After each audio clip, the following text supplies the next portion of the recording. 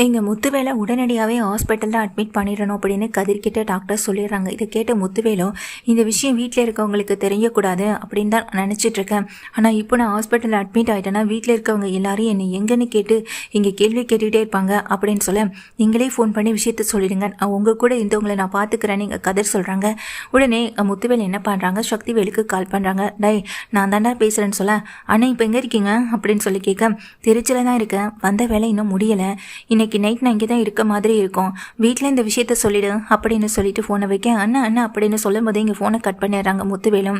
அண்ணா பண்ணுறது எதுவுமே சரியில்லை, அண்ணன் நல்ல விஷயமா போன மாதிரி தெரியல, இந்த கதிர் கூட சேர்ந்துக்கிட்டு அண்ணனும் வேறு எங்கேயோ போன மாதிரி தான் இருக்கேன், இதை சும்மா விட்டுறக்கூடாது, குமார் இங்கே வாடா அப்படின்னு கூப்பிடுறாங்க. என்னப்பா என்ன விஷயம்னு மெல்ல இருக்க குமாரும் ஓடி வரேன்.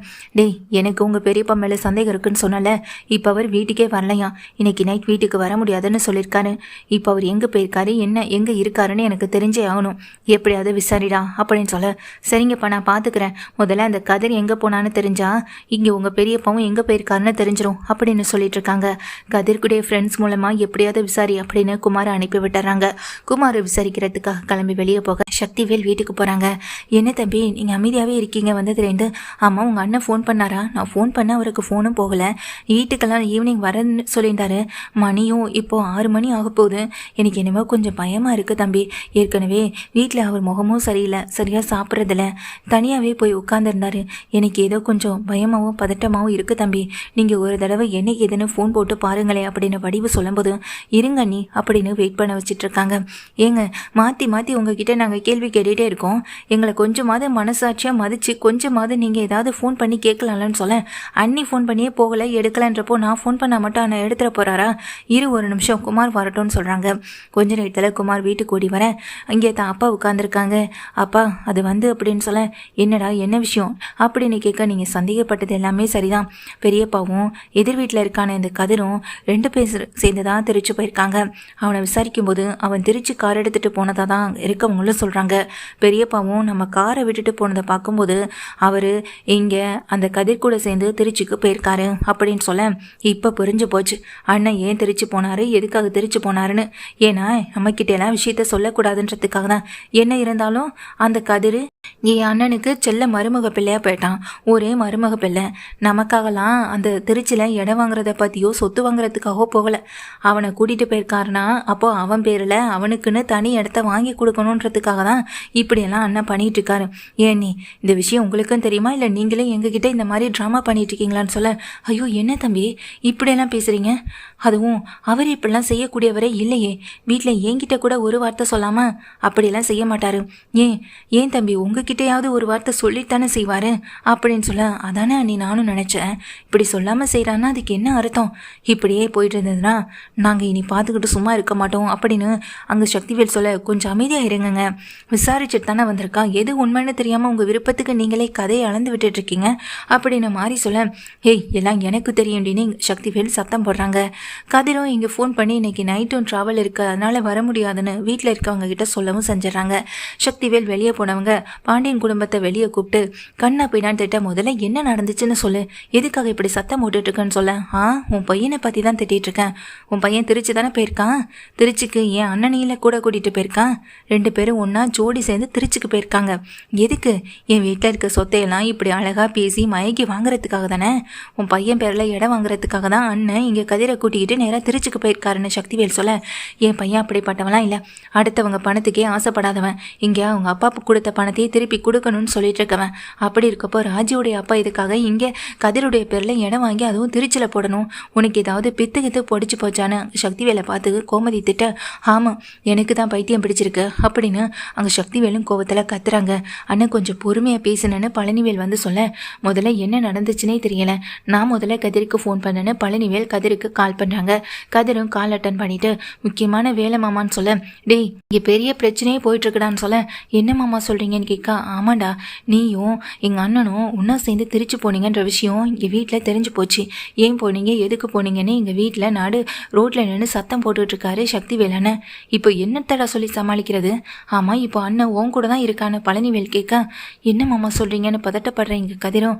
ஏய், நான் கேட்குறதுக்கு பதில் சொல்லுடா, அண்ணன் உன் கூட தான் இருக்கான்னு சொல்லி கேட்க, ஆமாம் மாமா அப்படின்னு சொல்கிறாங்க. அண்ணனை எதுக்குடா நீ கூட்டிகிட்டு போன? நீயும் அண்ணனும் வீட்டுக்கு தெரியாமல் ஏதாவது செய்கிறீங்களா? நீங்கள் 2 பேரும் ஒன்று சேர்ந்தா எனக்கு சந்தோஷம்தான். ஆனால் இங்கே சக்திவேல் அண்ணன்கிட்ட சொல்லாமல் செய்கிறாருன்னு ஒரு கோவம் தான் அப்படின்னு சொல்ல, அது வந்து மாமா அப்படின்னு சொல்ல, டேய் கதிர், பிரச்சனையோடைய அளவு வந்து எல்லாம் மீறி போயிட்டுருக்கு, கொஞ்சம் என்ன ஏதுன்னு தெளிவாக விவரத்தை சொல்லுடா அப்படின்னு சொல்ல, நான் சொல்கிற இடத்துக்கு நீங்கள் வந்துருங்கன்னு இங்கே லொக்கேஷன் அனுப்பி விடுறாங்க. சண்டையை நிறுத்துங்கன்னு முதல்ல ஓடி வந்த பழனிவேல் சண்டையை நிறுத்திட்டு இங்கே என்ன ஏதுன்னு கேட்குறாங்க. பழனிவேல், அவன் இப்போ அட்ரஸ் அனுப்பியிருக்கான், அங்கே நம்ம எல்லாரையும் உடனே கிளம்பி வர சொன்னான்னு சொல்ல, எல்லாருமா ஏன் என்னன்னு ஏதாவது சொன்னானா அப்படின்னு சொல்லி கேட்க, இல்லை முதல்ல நம்ம இங்கேருந்து கிளம்புவோம், அப்புறம் பார்த்துக்கலான்னு சொல்லிட்டு இருக்கும்போது, நானே அண்ணனை பார்த்து 4 வார்த்தை நாக்கப்படுங்கிற மாதிரி கேள்வி கேட்டுக்கிறேன்னு சொல்லிட்டு சக்திவேலும் வீட்டிலேருந்து கிளம்புறாங்க. சக்திவேல் இங்கே ஒரு பக்கம் கிளம்ப, இன்னொரு பக்கம் பாண்டியன் குடும்பம் அப்படியே கிளம்ப, கதிர் ஏன் இப்படி பண்ணுறான்ற கேள்வியோடையும் பதட்டத்தோடையும் குழப்பத்தோடையும் கூடவே போகிறாங்க வடிவும் இங்கே ராஜியும். எல்லாமே லொக்கேஷனுக்கு அனுப்பியிருக்காங்க இல்லையா, திருச்சி வந்து சேர்ந்துடுறாங்க. திருச்சி வந்து சேர்ந்ததுக்கு பிறகு எங்கள் கதிரும் வெளியே நிற்க, வாங்க மாமா அப்படின்னு கூப்பிட, டே எதுக்குடா இப்படி எங்கள் எல்லாரையுமே வர சொன்னேன் அப்படின்னு சொல்லி கேட்க, ஆமாம் அண்ணன் எங்கள் ஹாஸ்பிட்டலில் இருக்கீங்க, அண்ணனுக்கு என்னாச்சு அப்படின்னு பதட்டத்தோடு கேட்க, என்னடா சொத்துக்காக என் அண்ணனை ஏதாவது பண்ணிட்டியா அப்படின்னு சக்திவேல் வந்து சட்டையை பிடிச்சு கேட்க, கொஞ்சம் பொறுமையாக தான் இருங்களே அப்படின்னு சொல்ல, இங்கே ராஜியோடைய அப்பாவுக்கு ஆப்ரேஷன் நடந்துட்டுருக்குன்னு சொல்கிறாங்க.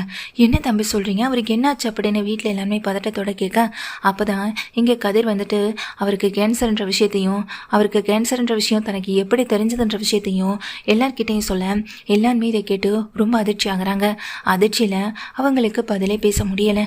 ஐயோன்னு பதறி அடித்து உள்ளே ஓடுறாங்க. அப்போ தாரா, ராஜி, அப்புறம் வடிவும் மாறின்னு எல்லாருமே ஆப்ரேஷன் நடந்துட்டுருக்கு, டாக்டர் என்னடா சொன்னாங்கன்னு பாண்டியன் கேட்க, ஆப்ரேஷன் நடந்துட்டுருக்குப்பா, உடனே அட்மிட் பண்ணணும்னு சொல்லிட்டாங்க, வேறு வழி இல்லை, அதனால தான் இந்த விஷயத்தையெல்லாம் உங்ககிட்ட சொல்லக்கூடாதுன்னு தான் அவர் நினச்சாரு, ஆனால் பிரச்சனை போயிட்டுருக்குன்னு மாமா ஃபோன் பண்ணனால தான் நான் இந்த விஷயத்த மாமா கிட்ட சொன்னேன் அப்படின்னு கதிர் சொல்கிறாங்க.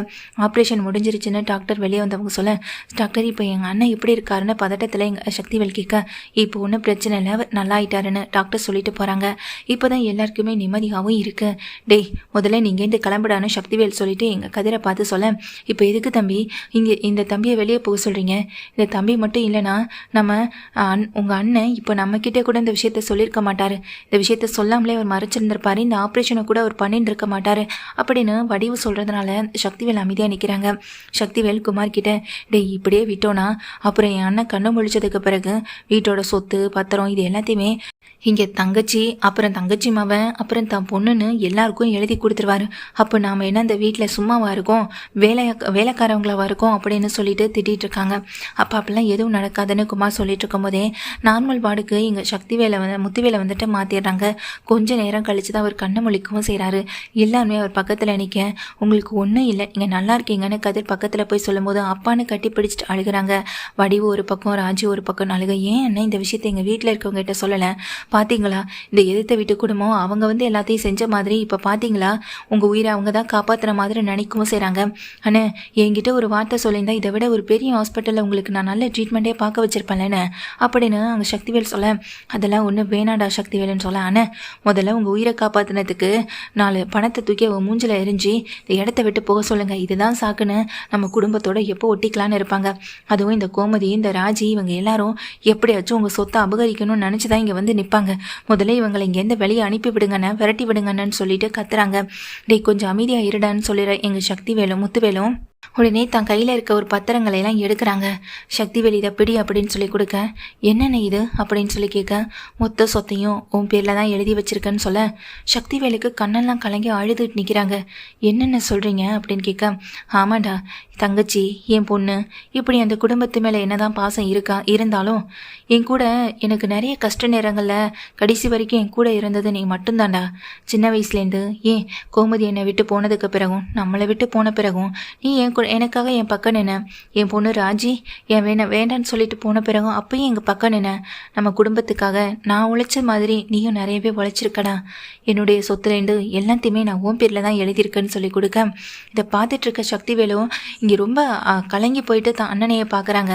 அங்கே நிற்கிற கோமதி ராஜின்னு எல்லாருமே அவங்கள பார்க்க இங்கே காலை பிடிச்சிட்டு அழுகவும் செய்கிறாங்க. அண்ணனுடைய காலை பிடிச்சிட்டு சக்திவேல் கையில் ஒரு பக்கம் பத்திரத்தையும் வச்சுட்டு அழுகவும் செய்ய என்னங்க கொஞ்சம் கிளம்புங்கன்னு மாறி கிளப்பி விட நான் தப்பாக நினச்சிட்டேன் மாறி அண்ணனை கொஞ்ச நேரத்துக்கு முன்னாடி வரைக்கும் சொத்துக்காக தான் நான் இவரை பார்க்க ஓடி வந்தேன். ஆனால் இவர் சொத்துக்காக என்கிட்ட அன்பு காட்டலை, உண்மையிலேயே என் மேலே அன்பாக தான் இருந்திருக்காருன்னு இப்போ தான் தெரிய வருது.